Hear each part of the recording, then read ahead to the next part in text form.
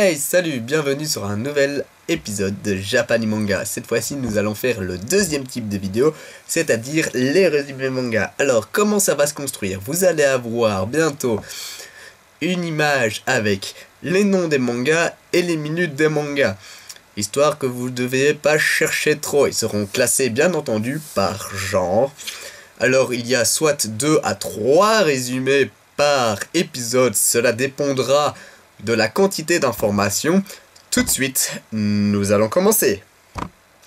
Nous allons commencer avec Avatar. C'est un action combat fantastique humour amour shonen. Un dessin de 8,5 sur 10, un scénario de 8,5 sur 10. J'ai beaucoup aimé le scénario, c'est quand même bien trouvé. Et il était vraiment pas mal. Alors, pour pas vous spoiler, restez prisonnier à l'intérieur d'un iceberg pendant un siècle. Aang, un maître de l'air d'une douzaine d'années, est libéré des glaces par 2 jeunes membres de la tribu de l'eau du pôle sud. Aang a une destinée hors du commun, il est l'Avatar. Aang est chargé de garantir l'équilibre entre les maîtrises des 4 éléments. Ceux-ci sont répartis en 4 civilisations: la tribu de l'eau, le royaume de la terre, la nation du feu et les nomades de l'air. Toutefois, sa tâche se complique lorsqu'il découvre que la nation du feu a profité des 100 ans passés pour semer la guerre et la destruction. Et ce, pour étendre son empire sur les 3 autres peuples. Aang est le seul à pouvoir rétablir l'ordre au sein de l'univers. Néanmoins, il doit commencer par apprendre à maîtriser les 3 autres éléments, ce qui est le seul moyen d'atteindre son but. Alors, la série compte 61 épisodes répartis en 4 arcs, air, eau, terre, feu, et un film live. Avatar, le dernier maître de la Terre, ou Avatar la légende, est un animé américain. Et oui, c'est un animé, c'est pour ça qu'on en parle. C'est créé par Michael Dante, dit Morino, et Brian Konietzko, et fut diffusé entre février 2005 et juillet 2008 sur Nickelodeon. En France, la série fut diffusée à partir d'août 2005. C'est un des rares dessins animés évolutifs. En effet, les personnages changent énormément au fil des épisodes. La série comprend également une riche variété de cultures ainsi que forme de démarche initiatique simplifiée. La franchise compte des cartes à collectionner, des jeux vidéo, notamment sur PS2, Game Boy et DS, des figurines et des coffrets, des peluches et même des Lego. Alors, mon petit avis personnel sur la chose, il va y avoir chaque fois le petit avis personnel de mon écrivain et de moi, les deux mélangés. Avatar, c'est bien, mais c'est long. C'est long, 61 épisodes, c'est long. L'histoire est bien ficelée, pleine de rebondissements. Les personnages sont attachants, marrants. Le Katara et le roi Gumi, l'épisode avec le roi Gumi, moi j'ai adoré. Il y a énormément de scènes qui sont juste magnifiques au niveau des dessins et au niveau du scénar. Au niveau d'histoire, connaissance, donc c'est bien ce que je disais, le seul réel problème avec cette série, c'est qu'on sait pas regarder plein d'épisodes l'un à la suite de l'autre, parce qu'ils deviennent lassants au bout d'un moment. C'est une série pour tous les âges, que je conseille aux parents comme aux enfants, grâce aux différents niveaux de lecture que l'anime possède. Il faut noter que c'est l'un des rares animes dans lequel la VF est bien. Pas exceptionnel, mais bien. Donc nous terminons ce petit résumé avec Avatar, qui est donc un anime américain. Sur ce, la suite. Tant que nous sommes dans les mangas connus, nous allons parler bien évidemment de la série que vous avez connue, tous peut-être étant enfants. En tout cas, ceux de ma génération. Maintenant, ceux qui sont plus grands, ils connaissent aussi, mais ils connaissent pas les premiers épisodes, les premières séries. Donc j'en parle quand même. Pour ceux à qui ça a lassé au force à mesure de regarder, franchement, allez le regarder. C'est Pokémon, bien entendu, la série Pokémon avec tous ces jeux, etc. dérivés. Alors, c'est un shonen action, aventure, fantasy, bataille, voyage, bien entendu. Les dessins, nous mettrons un 8 sur 10 et le scénario, une petite note, vraiment, parce que le scénario est pas terrible au fur et à mesure des séries. Un petit 5 sur 10. Bon, bien entendu, je pense qu'il n'y a pas vraiment besoin de le présenter. Tout le monde connaît Pokémon, mais nous allons quand même mettre une petite touche. Alors, c'est plus de 830 épisodes. Oui, vous avez bien entendu, 830 épisodes. 16 films et un OAV et plein d'épisodes spéciaux. Alors c'est 17 arcs, un par saison bien entendu. L'anime est tiré de la franchise Pokémon créée en 1996 par Satoshi Teraichi. Cette franchise inclut aussi une flopée de jeux vidéo, un manga, un jeu de cartes à collectionner et une flopée immense de goodies en tout genre. Il est décliné en 17 saisons, diffusé depuis 1997 et toujours en diffusion. La série a été licenciée par 4Kids pendant un moment, mais ça l'a plu. La série a été créée par les studios Oriental Light and Magic. Le manga Pokémon est créé par Hidonori Kasuka et dessiné par Mato puis par Satoshi Yamamoto. Les 6 premiers tomes de l'arc rouge, vert, bleu et les 3 premiers de l'arc jaune ont été publiés par Glénat de 2000 à 2002 sous le titre de Pokémon, la grande aventure.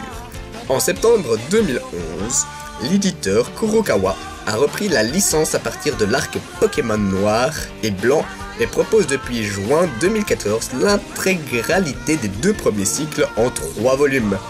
Les jeux vidéo sont nombreux et racontent quasi tous la même histoire, un petit peu différemment.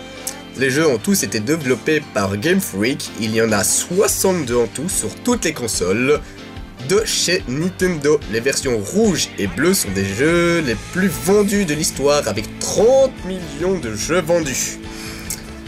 Alors, le petit avis. Avant toute chose, je remercie 1 million de fois mon ami québécois QC Calibre, va y avoir son truc, il a une chaîne sur YouTube, de m'avoir énormément aidé pour trouver les détails de l'anime, du manga, etc. Il faut absolument regarder sa vidéo, il y aura un lien qui aura mis. Il m'a beaucoup aidé à trouver tous les détails de l'anime et du manga, parce qu'il y a énormément de détails et beaucoup de choses. Alors, j'ai beaucoup aimé Pokémon quand j'étais gosse, comme tout le monde. Même maintenant, j'en suis toujours fan de la franchise, des jeux vidéo et de tout ce qui va avec. Par contre, je trouve qu'elle traîne en longueur, parce qu'effectivement, 830 épisodes, on peut dire que ça traîne vachement en longueur quand même. J'ai regardé les 3-4 premiers films en me disant, allez, pourquoi pas. J'ai quand même pleuré sur certains, d'autres je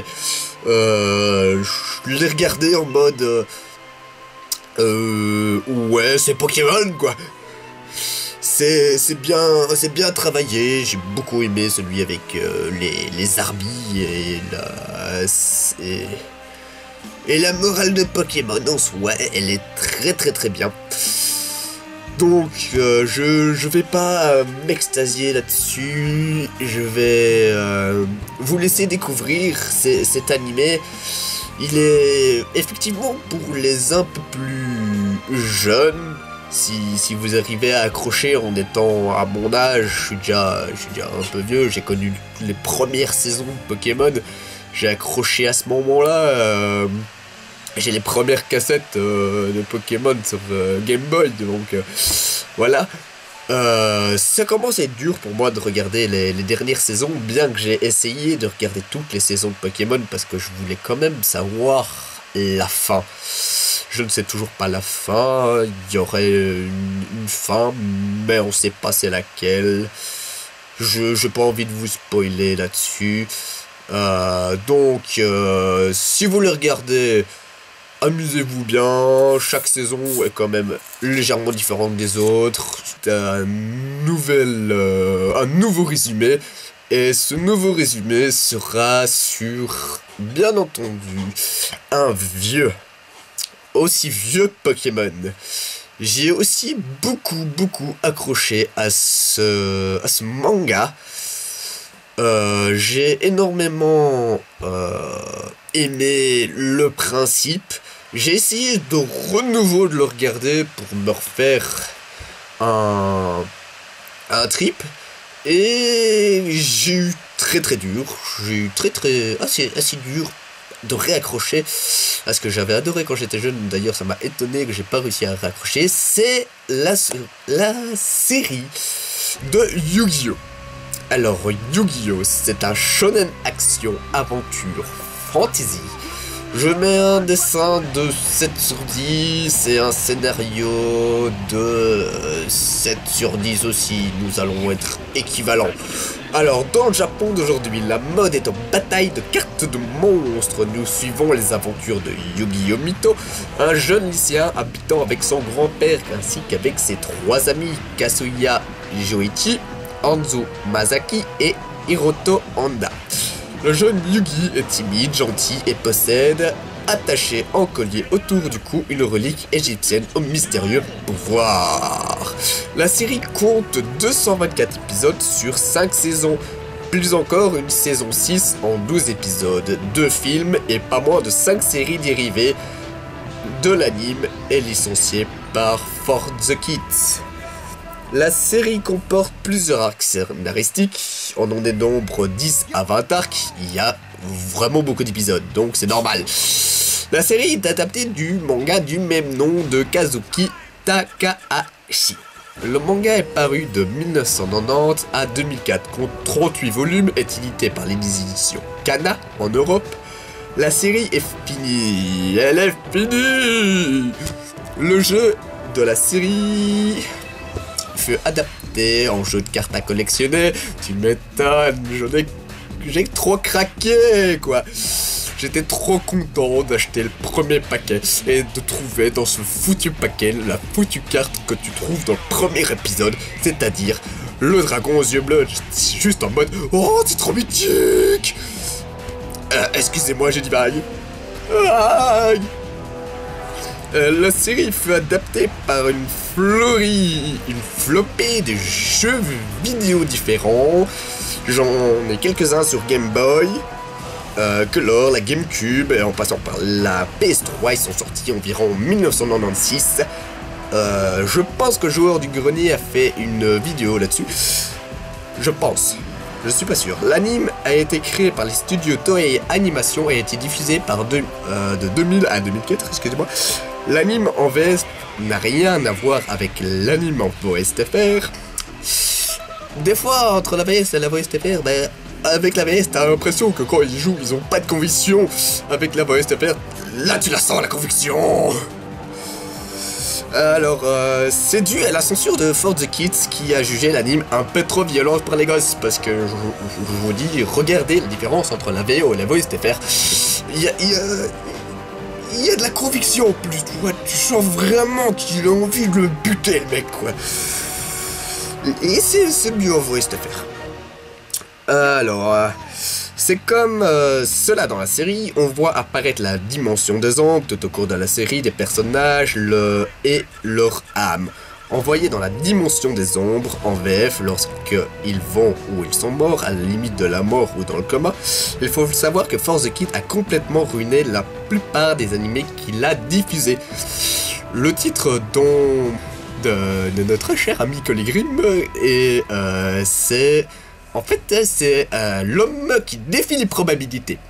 Ce mec défie vraiment les probabilités, je peux vous jurer. Mon écrivain est le mec qui défie les probabilités. Petit exemple, je vais pas divaguer très là-dessus. Par exemple, on a fait un big control. Le mec, il savait que dalle.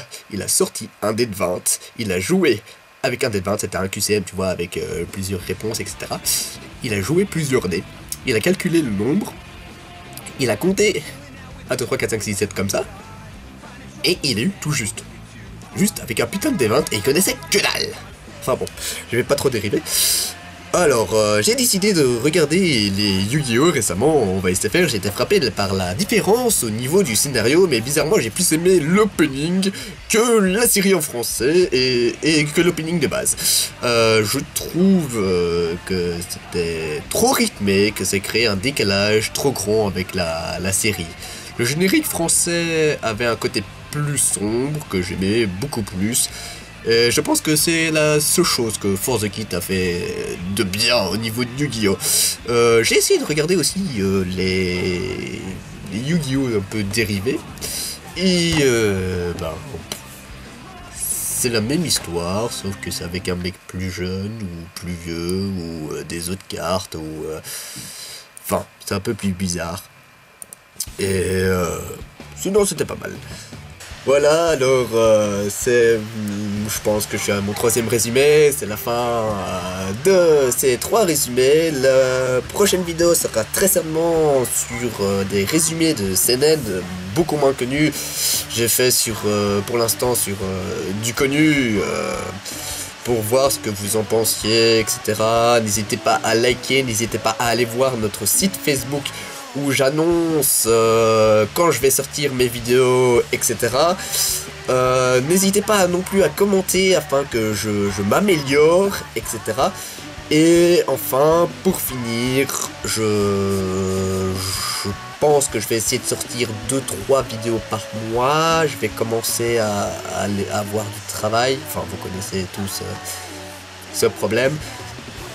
Et sur ce, je vous souhaite une bonne journée, une bonne soirée, ou une bonne matinée, je sais pas quand vous allez la regarder, enfin pas grave. Et merci à tous de l'avoir regardé.